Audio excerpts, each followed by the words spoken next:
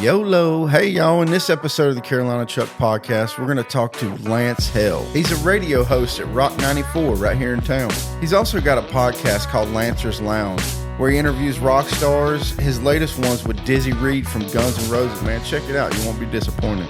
I met Lance on a river cruise put on by his station. Then I went to his studio a few times to promote a couple things, and we had some conversations off the air, and as soon as I started this podcast, I was like, I knew I had to have him on. Because like me, he's not from the area, so I'm hoping he could shine some light on why it's such a good place to live that some of the local people may take for granted. So hang out with me and Lance for a little bit, and check out Lancer's Lounge. Y'all be good. Peace out. It's like you think about the United States, there's a lot of history here, but this country is only like 300 years old. Right. I was just talking to that, we had the city, you can pull that mic to you a little bit. We're going to start recording too. Okay. Yeah. Surprise. Well, we just got our first complaint about that. He's like, man, I dropped too many F-bombs. Could you fix that? I was like, yeah, I guess. But It's supposed to be a comfortable setting. You got to be yourself. And if F-bombs are part of it, I guess you should probably think that it's NBC. So it's, it's right. FCC friendly. But yeah. I pull it to a podcast too. Yeah. So, I still tend to go FCC friendly just because having done the radio thing for so many years, you just kind of, it's the default. Definitely makes his job a little easier. I'm not trying to make it more difficult. You're right. So we were talking about how we had the guy here and his family was from Holland, and we were talking about how it was so much history over there. Right. I'm like, dude, you could I've been going to battlefields recently. Like I went to Lake George for the first time. Right. And I'm a huge movie fan. I like The Last of the Mohicans, and Fort William Henry is where that took place, or supposed to have took place. Right. And I went and saw that on Memorial Day, and I just went down to Maryland this past weekend and went to Antietam, where like the bloodiest battle in the Civil War in the United States ever took place. 23 and some change got killed in one day. Yeah. Yeah, it was pretty crazy. And now I got to make my way up to Sackett's to check out that. Sackett's, that's a pretty good walk. We've been down to what is it? What do they call it? The battalion or something. It's down in Charleston, South Carolina. Yeah, the battery. The battery, yes. Yeah. And it's like, that's where the first shots were fired. Yeah. Yeah. I'm going to tell you something crazy. While we were walking up, I already knew about my son. We were walking up when we were down in Antietam, where they had these plaques on the ground with major dates of the Civil War. Right. And December 20th is when South Carolina seceded from the Union. Oh, wow. That's my daughter's birthday. Really? We take a few more steps, and April 12th is when we fired on Fort Sumter down there. Right. And that's my son's birthday. So now I know why they're pretty rebellious. And speaking on that, my third great-grandfather is buried in Charleston, and he fought for South Carolina in the war. So, really? Yeah. It's crazy. I loved it. I lived there for 9 months, and it's gorgeous down there, man. It's absolutely gorgeous. And I love, if I could pick anywhere in the world to be, I'd like Charleston, because to me it's the perfect mixture of really old and it's super modern now. Like they went to paper straws, you know what I mean? Like that was the only place in the state of South Carolina that was dishing out paper straws, you know. I liked going out to Isle of Palms, going out to the Windjammer. I mean, that's just such a great place to see a live show. I mean, saw Seven Mary 3 there, and Cracker there, and not Hootie, not Darius Rucker, but the rest of the guys did like a cover band that they'd play there, and saw Driving and Crying and Cowboy Mouth, and it's just like it's a cool Cowboy Mouth. I hadn't heard that name in a minute. Oh yeah, they just released a new song like 2 weeks ago. Those guys are fabulous. You want to hear something cool? My mom, when she was in Columbia, Hootie and them would play. Well, Hootie and them, Darius Rucker in there, but Hootie and the Blowfish would play house parties when she was in college. Oh man, it's pretty cool. Yeah. So I was listening to your podcast on the way over here, or not on the way over here. I was grilling some chicken a little bit ago, and I was like, man, I gotta catch up on this podcast. Yeah, it just got released today, so that was good. Yeah, right. I saw that, and that's pretty cool, man. You got the Guns N' Roses. You're getting all these big names on there. Yeah, well, I mean, some of them just fall into your lap because they've got new material that's coming out. So you reach out to their management, see if they're wanting to do anything. Next week, I've got John Bush from Armored Saint, and then also he was with Anthrax for their biggest album, Sound of White Noise. So I'm extremely excited about that. And then I'm going to throw an archive up with Seether.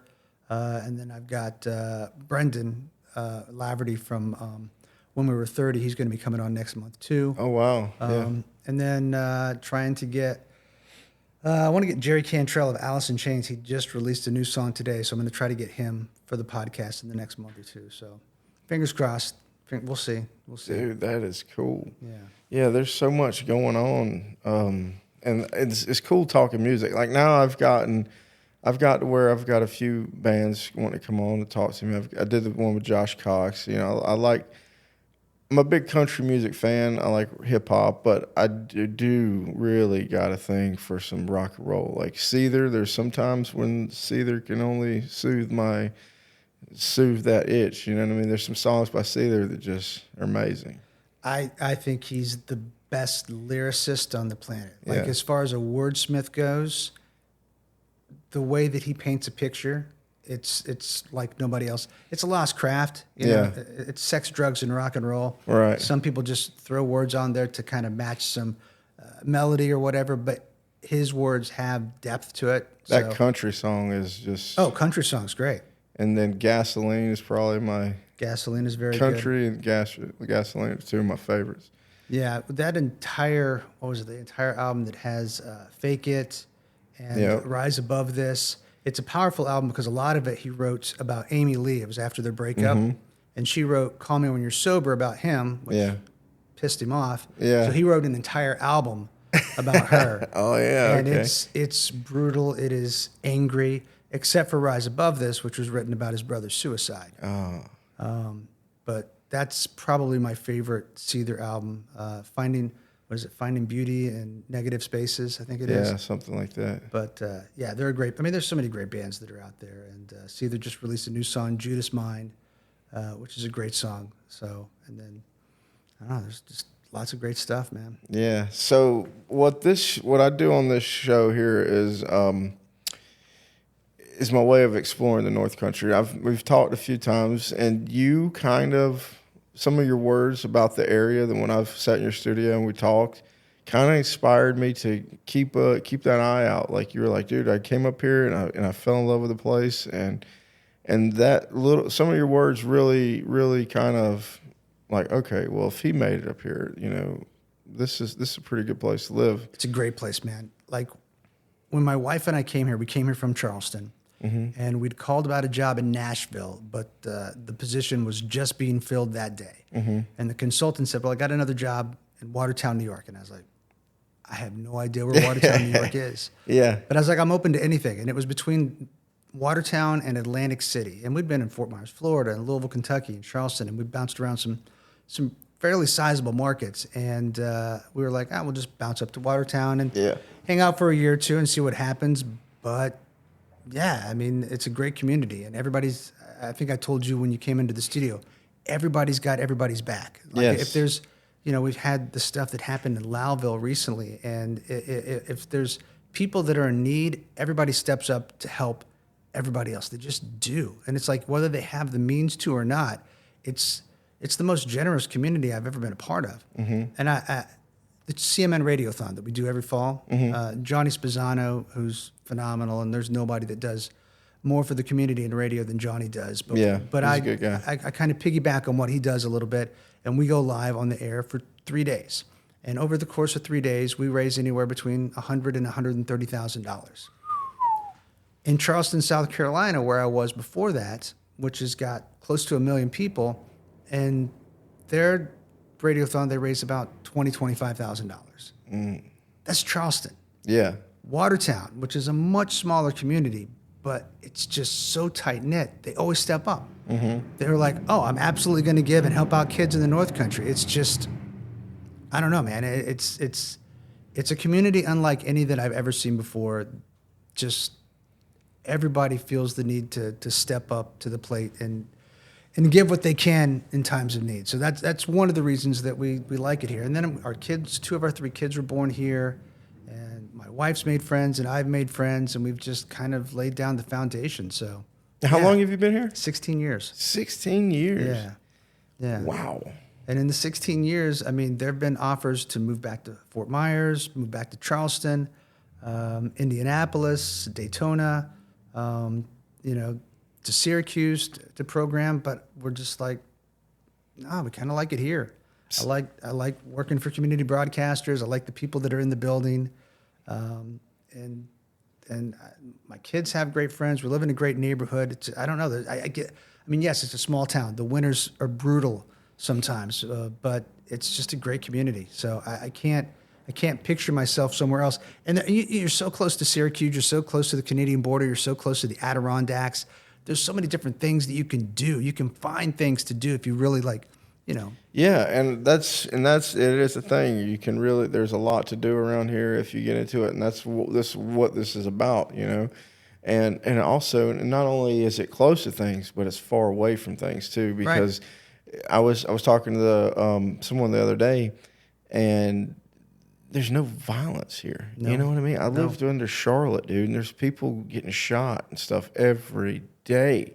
There's, you got some weirdos walking around, but worst they're going to do is talk to you. You know what I mean? But it's kind of really safe place to be, It really is. I mean, there's the occasional off the grid kind of thing that you hear, and there's, a house fire or something, something. Yeah, I heard about. Yeah, I remember that. But like when I was in Fort Myers, we lived around the corner from these teenagers that had set fire to somebody in the trunk of a car. And it's like, this is a neighborhood that we lived in, which was supposed to be a decent neighborhood. And that was, there's so much violence all the time around Fort Myers. And I loved Fort Myers. It was great. We spent 12 years there. But there's something about Watertown. It's just, you feel safe, I mean, a lot of people leave their doors unlocked because they feel like they have a nice neighborhood, and they have neighbors that are kind of keeping track of one another. So yeah, as long as you don't leave a package on the porch, you'll be all right. Yeah, the porch pirates. Yeah, you got. What do you call them? The porch pirates. Porch pirates. Yes. Yeah, you got to watch for them. Yeah, and I was at when your daughter was getting some awards. She won some pretty good. She did. Awards. Yeah. She's, she keeps us busy.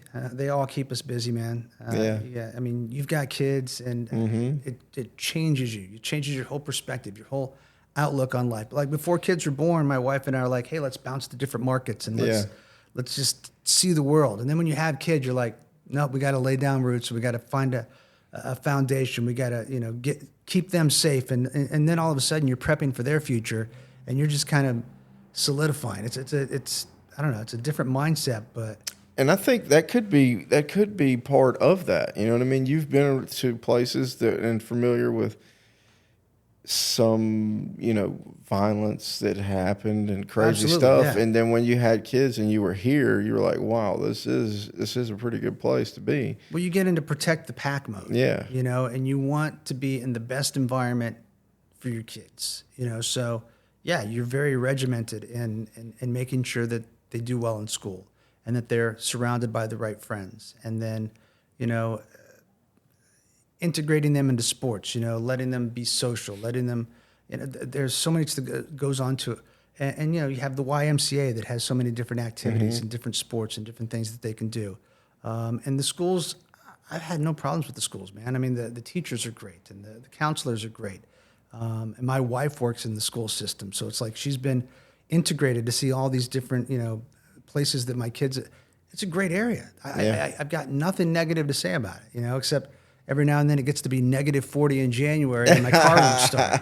But and so far that's still kind of I'm sort of hot natured. You know what I mean? I'm always like hot. I think I like it. You know what I mean? Like I kind of like the cold. To be honest with you, changing seasons is nice. I mean, when you're in Florida, it's just hot. Brutally hot. Everybody's like, oh, well, you go to the beach all the time. Well, not when you live an hour inland. Yeah. And it's just, you don't go to the beach every day. And you go outside, you're like, no, you just crank up the air conditioning. So listen, I went to Florida one time, and it was in February, and it was 85 degrees out, and I was like, holy moly, you know what I mean? Like, No. I was in a swimming pool. I was like, this is crazy, you know. And I live in South Carolina. It's, you know, you can wear shorts around Christmas time and stuff, but you're not going to roast, you know. No. But that was pretty crazy. And one of the coldest times of the year, I was swimming in Florida. That's awesome. Oh, I know. Yeah, in February. I mean, we've when we tripped down to Florida, because we've gone to Orlando a couple of times, Islands of Adventure and Universal. The kids love that, and we've gone to Fort Myers to just kind of go back. We go in February because it's not hurricane season. Yeah. Not too hot. It's not too cold. You know, it's like usually we get lucky with temps in the 80s and stuff. But yeah, we haven't been back in a few years. But I mean, it's beautiful down there. But being there in the summer, forget about that. Yeah, No, that's funny you mentioned hurricane season because I was seeing the town the past, was it yesterday? Right. With the tornadoes. Yeah. You know, people were going nuts. I was like, y'all act like I do when I see the snow. You know, I'm used to having to hunker down for hurricanes and stuff. You know what I mean? Like, this ain't nothing. Yeah, I mean, the tornado, you hate to see any damage. Yeah. It landed down in Brownville, and there was some damage in Sackett's Yeah, Harbor. that was, yep. And then Loudville went through it again, flooding after they just cleaned up the flooding from last week. They did have some serious flooding. But yeah, I mean, I grew up in Southern Illinois, so there were tornadoes around every year. And, and then I spent 12 years in Florida, and it was the last hurricane that my wife and I were like, we're out of here. We're done. Yeah. Oh, man, hurricanes are terrible, bro. I'm telling you, there's one time when a hurricane came through, and I survived Hugo back in the day when I was a little kid. I don't really remember it, but it ripped through the state pretty dang good, you know. And you know, and once a year they hit the coast. But I lived up near Charlotte, so I was far enough away from the coast where you just get the crazy winds. Right. You know, we get tornadoes every once in a while, but so let's go to your podcast real quick. Cool. It's called Lancer's Lounge. Yes, Backstage and Unfiltered. Yes. So I think you might have missed something with the most rock and roll last name of all time. What's that? Hale. Somehow that should have been in there. But. You know, when I was in high school and I was thinking about radio, the nickname that was given to me by this kid named Flynn, he called me Lancer all the time. Yeah. And I don't know, when you're a kid, you just kind of hate everything about your name, but whatever you get, when you get a nickname, you're just like, that's kind of cool. So as soon as I started in radio at 18, Lancer, that's just been it. You know, people have all sorts of different radio names, and they come up with something wild and outrageous. Chuck. I love it. That's perfect, though. Yeah. That's perfect, man. And it fits your personality, and you have such a huge personality. And I love it, man. The first time that I heard you doing a spot for FX Caprera, I was like, that's the first guy that I've heard on a commercial that just stands out from everything else. And I was like, I hope they take advantage of this because that guy is going to sell a lot of cars. As soon as I heard it, man, I was like, that's just, it was, dude. It was a breath of fresh air. I was impressed. And then when I got a chance, I think I met you on our boat cruise last year for the first time. Yes, when we came off the boat cruise, we were standing out there talking. Yeah. So I was telling, last week we were talking about I've always wanted to get into radio when I was a kid. You know what I mean? Like I listened to John Boy and Billy growing up. They're great. And the rock and roll stations around town, the Rise Guys were. I've heard of the Rise Guys too. Yeah, I love those guys. I've heard them coming up, and I've always thought, you know, morning radio is the kind of the way to go. I mean, obviously, I've never pursued it or anything, but when they were like, "Hey, you want to do a radio commercial?" I was like, "Man, I've always wanted to do this." You know? And then it helped that I really understood branding. You know, like I studied that a little bit, and then really I watched Private Parts. Right, with Howard Stern. Yeah, and I learned that as long as you be yourself on the radio, you can't fail. No, I mean, unless you just fail, you know. But that's the reality of it. And that's, you know, there's always the question, how is radio surviving? Radio's surviving because the people that are on the radio are genuine. And you kind of learn that going in, is that you have to be yourself. And as long as you are, and you're not trying to put up some front and be somebody that you're not, because you're not you're not selling so much anything as you're just trying to be a friend to the people on the radio, the people that are listening. You're trying to make a connection. Right. And you make real connections between talking to them on the phone and seeing them at shows and seeing them out and about. So as long as you're just yourself and you don't flip on the light switch to where it's like you're somebody different on the radio and somebody different off, you're good. So. And speaking on podcast and radio survival, is that somehow go together? Do podcast help with the radio and vice versa? It's kind of the evolution of things. Yeah. Everybody's got a podcast, it seems, and mine's just another one that's thrown into the mix. But I like talking to musicians, and I like finding out a little bit more behind, what's the inspiration for them doing what they do. What got them into music? What early shows did you see? What early bands? What's behind this particular song? Mm-hmm. And you learn something new all the time. Like Candlebox, great band. Their first album, Far Behind, huge hit. And then I talked to Kevin Martin, the lead singer of the band, and I had no idea that song was about Andrew Wood. And Andrew Wood was the lead singer of Mother Love Bone, which was one of the first bands that really got a major contract out of Seattle. And they had basically all the members of Pearl Jam sans Eddie Vedder, but Andrew died of a heroin overdose. He was like 27 years old, part of the 27 Club. Right, that's crazy. And Kevin was like, yeah, Andrew was like a big brother to me. And, and he kept me off drugs, and I'd go and hang out, and I was just a teenager, and he was, this big personality, and everybody in Seattle loved him. And he passed away, Far Behind was just my way of paying tribute to him and my way of saying, I'm not far behind you, and I learned less. I mean, it's just like, oh, wow, I had no idea what that song was about. I just loved it. Yeah. But it's fun to just kind of dig a little deeper, because a lot of those artists try to leave things open to interpretation, but when you dig a little bit deeper, it's just, I don't know, it's kind of fun. So that's and with the doing it on a podcast, there's also the fact that you'll get to talk to radio or artists on the radio, and then all of a sudden it's live and it just goes away. You know what I mean? So when if say you talk to an artist and some of your listeners like, oh, I wanted to hear that and they missed it, right? And it's somebody they love or whatever. This gives them opportunity to go back to that too, and listen to it in a different way. And I'm not limited, because with most of the radio interviews that I've done through the years, you've got 2, 3, 4, 5 minutes to do an interview. So you've got to pick the 3 or 4 best questions that you want and roll with it. But with the podcast, you can go 10, 15 questions, really dig a little bit deeper, and then, play excerpts from it. Like I'll play something, I'll call it One Answer with Lancer. And I'll do one particular question. Like with Dizzy Reed the other day, it was, how did you know that you were the guy, that you were going to be in Guns N' Roses? Yeah. And it was a great answer. And it was, it's fun to just dig a little deeper, and you can play parts of it to kind of tease the podcast. And that was check a the good rest podcast, of it. By the way. Thank you. That was really good. I listened to that one and the one with Lizzie Hale, and what was the one with the guy that you used to work with? I can't remember his name. He was in the radio business. Ken Anthony? Yes. Yes. Ken Anthony's like a mentor to me. Right. That guy's fabulous. I learned a lot from him. He used to work for this online magazine called allaccess.com, and every radio person would gravitate towards that every single day. They had all the news of everything that was happening with music, with radio, with television.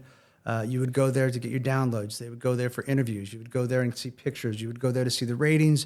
You would go there to see songs, how they were. I mean, it was just like everything was there. And then it just went away last year. And Ken is now working at a classic rock station in Sacramento, California, doing great. But I love that guy, man. Yeah. Got nothing but kind words for him. Yeah, so. you picked a good one, because he was a talker. You didn't get him many words in. That's great, though. I've done interviews where it's like sometimes they have no answers at all. It's yes, no, I don't know. And you have to drag it out of them. But when you have somebody that can just open up and go, those are the best interviews. Oh, and you did kind of encourage me. I sent you some of my first interviews, and you're like, yeah, you just got to keep going, dude, That's it. The more you do it, the more comfortable you get. Yeah, that's exactly what he said to me a few months ago. And I'm telling you, I get anxiety and butterflies every time I come up here because I just think of a couple of things I want to know about this person and see what I get out of them. Dude, when I go on the stage for a concert to introduce a band and there's a bunch of people out in the audience, I've been doing this for over 30 years. I still get nervous. I still get the butterflies going up because you're just like, okay, what am I going to say? What am I going to say? Don't screw it up. Don't screw it up. Don't screw it up. All right. So yeah, I still get it too. And that's great because that means you still care. Right. You know, if you're still having the butterflies about it and you're still just kind of self-conscious even a little bit, it shows that you still love what you do and you want it to be something that people are going to enjoy. And my brother is a school teacher, and he had to take public speaking, and he failed it, and then he had to take it again. But he told me something. He's like, if you say something and you mess up, he's like, you're really probably the only one that's going to know you messed up, right. And that's gotten me through a lot. It's true though. I mean, you don't focus on the mistakes, and I sometimes I focus a little too much on, you know, pauses and but yeah, just roll with it, man. I mean, it's just having a conversation. So yeah, there's a lot of ums in this. You know, I'll go back and I'll record a intro for the podcast, and I'll have to go and take the ums out. But, all right, so there's one thing I was going to ask you, and I think you probably answered it. What is one thing that you could say that is different and desirable about this place over anywhere else you've ever lived? One thing that you could point out and say, this is exactly what's different. I think that it just comes back to the people. The community? The people. It's just everywhere you go. And I was just talking about with somebody the other day, and they were like, you know, Watertown, you wouldn't expect it because it's northern New York, but it kind of has a southern hospitality in northern New York. Yes. And it's like people, you know, it doesn't feel like New York up here. It just everybody. It's the people. Yeah, the people are what I feel exactly what you're saying. I feel that same way. I feel like that's kind of why people like me, because of the southern hospitality thing, but I'm getting the reflection off of it. Like I don't see myself as any different. You know what I mean? Like they're like, oh, you're the nicest guy. I'm like, y'all were super nice to me. You know? They embrace you here. Yeah. You know, it's like, you know, I've been in markets like when I was in Louisville. And I was there for a few years. It took a while to kind of break away and chisel away to get them to kind of accept me because I was an outsider. I wasn't from Louisville. And you had to endear yourself to them. Right here, as soon as I came here, I was embraced, man. Everybody was just like, oh, welcome to Watertown. Welcome to the North Country. Yeah. And like right off the bat. And it doesn't happen everywhere that you go. But yeah, I mean, it's a hard question to answer, but I guess it's just the people. The people are so genuine and honest and sincere and giving that why would you want to move anywhere else? Right. I lived in a little town in North Carolina for like 3 years before I moved up here, and I probably only met my neighbor in that town. You know what I mean? And like, yeah, I don't know. I go out to the store here and people are talking and, it's different. It is different. But I mean, everybody had guns on their hip down there, so you didn't really want to talk to them. But no, I remember I lived in a place called Catawba, North Carolina. And, it's just, I didn't really connect with the community, I guess you'd say. I mean, I came from South Carolina, moved up into North Carolina about an hour and some change away from where I grew up, where I knew everybody.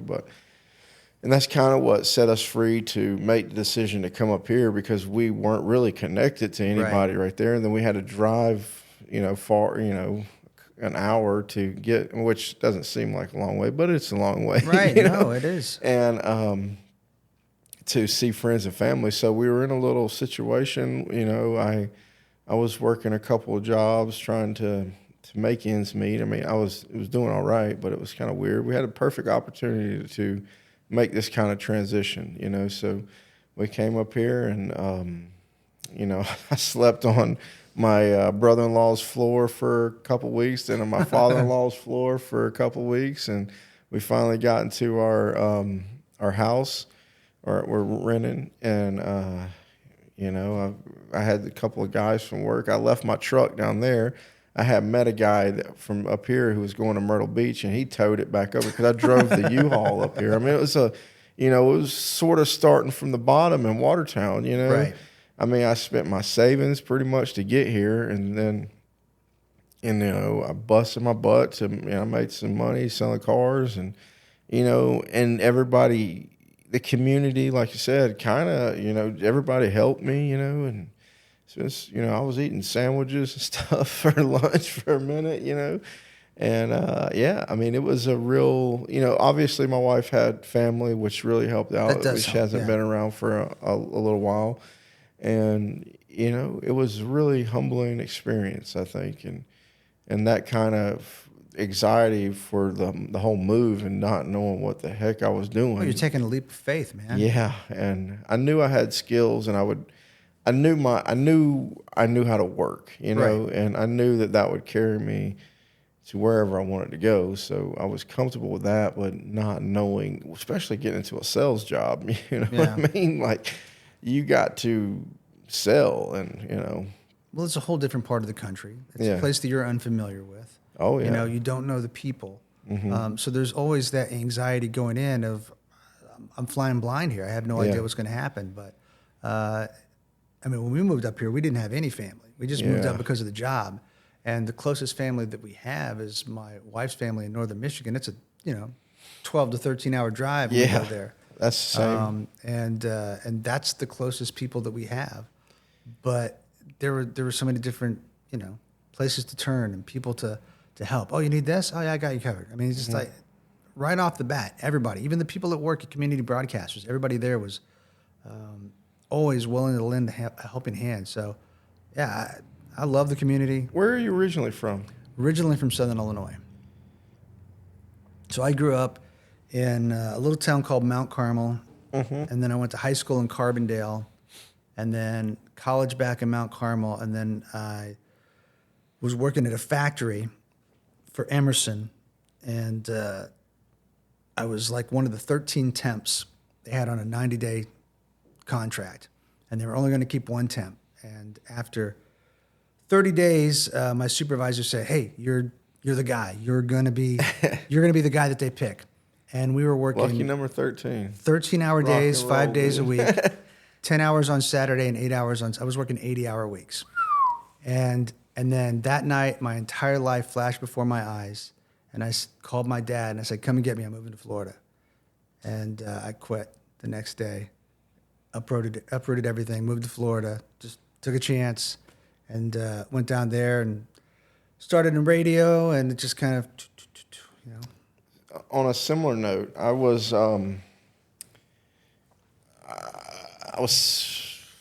think it was 08 or 09. I was selling cars, and then I went to, then the whole recession happened. Right. I ended up going to work in a factory building overhead rolling doors.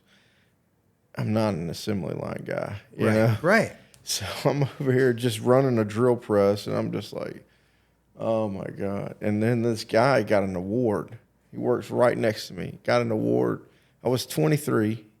He'd been there for 24 years, and he was making $1 more than me. I said, that day when he got that award, I walked out of that building and went to the college down there. And I was like, I got to do something different. Right. I had no idea what I was going to do. I had some sales skills, and I don't know what to say, lucky, because it was a lot of things happen between now. For about 10 years it took me to get to where I was going to go, but a couple of months later ended up getting laid off with some other people. Right. That took me through a whole career in MMA fighting. I got into cage fighting, boxing. And that led me back into stairs. Well, not back, but I got into stairs. I was helping. Remember we talked about that before. My wife's uncle, he was doing stairs, so I did a little woodwork before that, and I worked my way through a little stairs career. Check this out. I was doing metal roofing. Right. I laid out of work one day to go work for free for these stair guys just to show them I could do it because I didn't want to work. All the guys doing the metal roofing were like on drugs and stuff. It was really like crazy. Like the kid wrecked the truck. And I'm like, this is insane. I don't want to do this anymore. No. So I laid out of work with those guys to go work for free. I was to show my wife's uncle that I could do it because it was a lot of heavy lifting. And about 2 years later, I quit that job to go hang handrail and learn more about the stairs. And ended up coming back as a manager, then leaving that company altogether, getting into sales. Did sales for a couple of years and left that company to get back into custom work to sell, and ended up here. Now you call it luck, but it's also believing in yourself. Yeah. And it's also being willing to take a chance and taking a chance on yourself to go and try something different. Right. So and it's like luck, I'm sure it plays a part in it, but it's also because you knew that you were capable of taking on something new, and you're making, And during those times, there was a lot of studying. Like it wasn't just a whim. Right.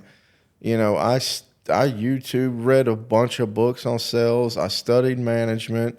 The moves were calculated, and I guess and I knew that I could do more, and like I said, I knew what my work, and I've always been pretty good at talking to people. I knew I wanted to work my way back into sales. I liked car sales. It was just where I was at was not a great place, right? Cars. I'm not the biggest car guy in the world, but I love it because I like sitting down and helping people solve a problem. Well, you're also a people person, and I'm sure that being in sales, specifically selling cars, it's about connecting with people. Yeah, and when I got up here, man, I hadn't sold cars since 2008 and 2009, Wow. So all these cars had different, and they put me on a lot of stuff and different things. So I'm like, all right. Now I know a lot about cars, but when I first got here, it was all personality. I was like, all right, guys, let's get in this thing. And they asked me a question. I said, I don't know. Let's Google it. And then I would just go on all the test drives and I'd figure out everything with the customer. I'm like, so, and then we have people up there that know everything. So, I mean, if they had a question, I could figure it out, but it was a lot of personality, And that's kind of what led me to this. I'm like, my thing is personality, so I can't really do a podcast on cars, No. I mean, I can, but I think if I just bring my personality out, if I was you want to come to FX Honda, we'll talk about whatever you want to talk about. But he will still sell you a car. Yeah, I'll still sell you a car. But dude, so I wanted to get that background on it. And when you came up here, you worked for community broadcasters. I've been here right the away. entire right off the bat. So who did you meet with?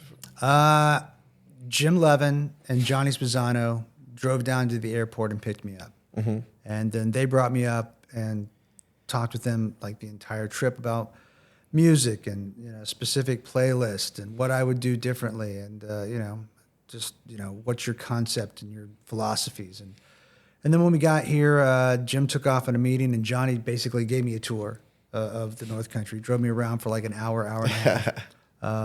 And, you sort of get a feel right off the bat, okay, here's a guy that cares. Yeah. And it's like, everybody knows Johnny Spezzano. He's the greatest guy. Mm-hmm. And give you the shirt off his back. And he's kind of like the poster child for the North Country.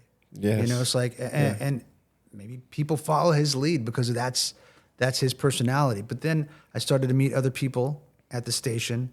And one of the things that you look for when you're looking for a new job, especially in radio, because there's so much turnover. And it's like there's been so much paring down and so many people being laid off in other companies. You look for longevity of people that have been there. Everybody in the building had been there 10 years or longer.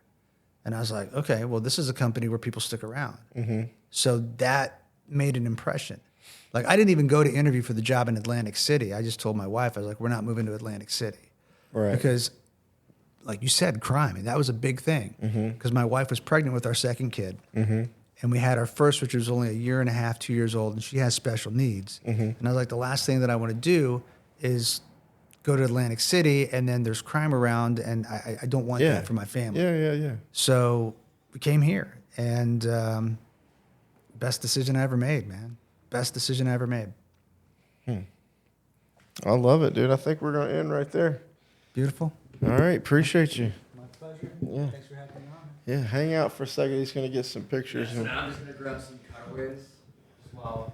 I'm going to make it look like y'all are just still doing the podcast. Yeah. So I learned to just leave the podcast recording while he does it. But dude, that was pretty cool. Yeah. I appreciate you coming on. Like Anytime, I said, dude, your words, I ain't going to lie. He was truly, I remember some of them, and it's kind of motivated me and helped me with this. Well, I mean what I said when I first heard you. I was like, there's somebody that gets it, man. Yeah. Like, because it's like some of the other commercials, it's so stiff. It all blends. It all sounds the same. And when I heard you, I was like, that's it, man. It's about personality.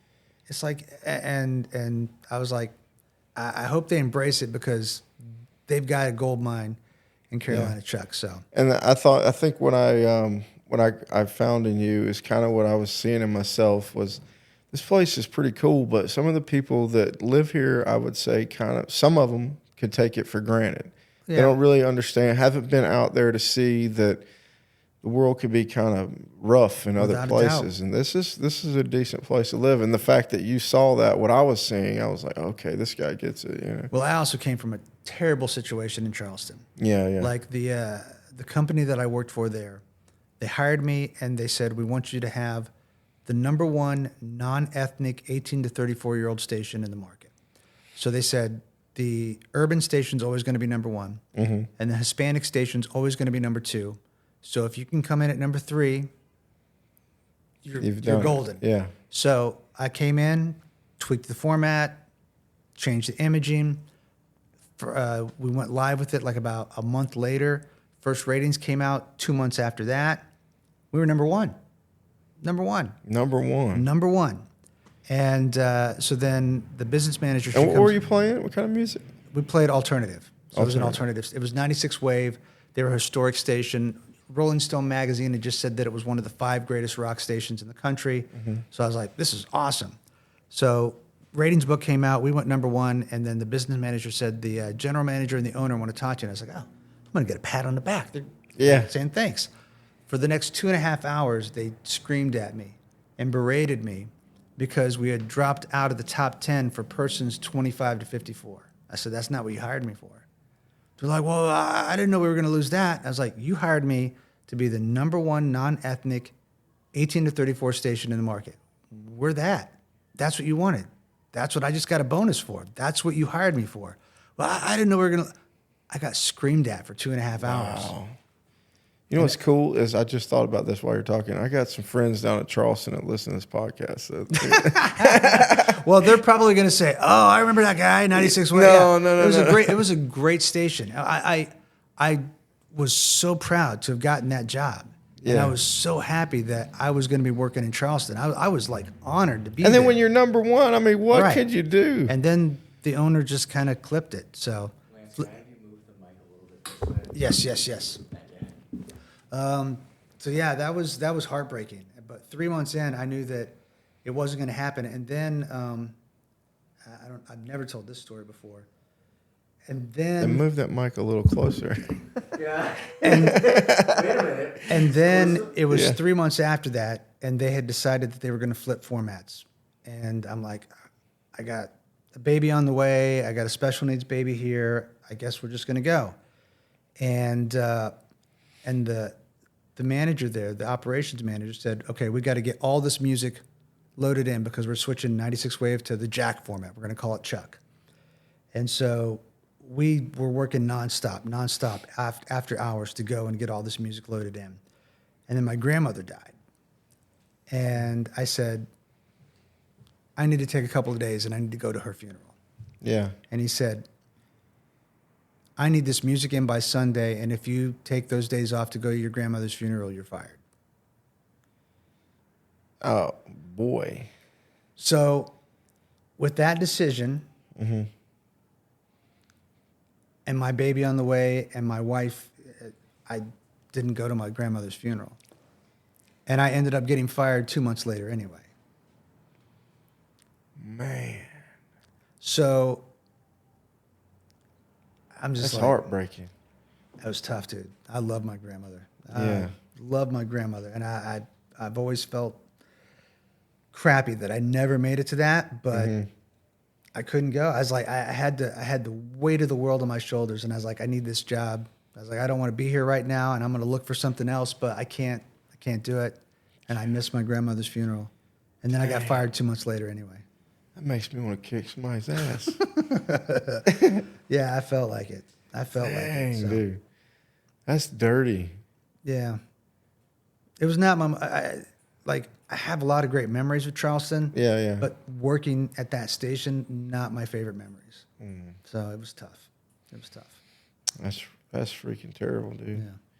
But I love Charleston. Yeah. I love Charleston.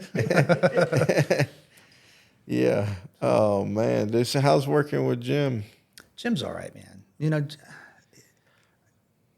I've experienced so many different owners that are hands-on or could care less. And, you know, Jim comes from programming. Jim gets it. You know, he can be he's one of those guys that, oh, you need the day off, you got to go take care of your daughter, go. You know? Yeah. So That's all you can ask for. I love Jim. I love Bruce. They're good guys. I finally met Bruce the other day. I went to, I did a thing with Glenn Curry. Yeah. He's a wild man. he's wild, dude. I like Glenn a lot, man. He's another one of those guys that's been around for a long time. So yeah. And I'm glad that he's back. He'd left for a few years to go work across the street, and now he's back with us. And that's what he's wild. He's wild. I like it. All right, man. Appreciate you.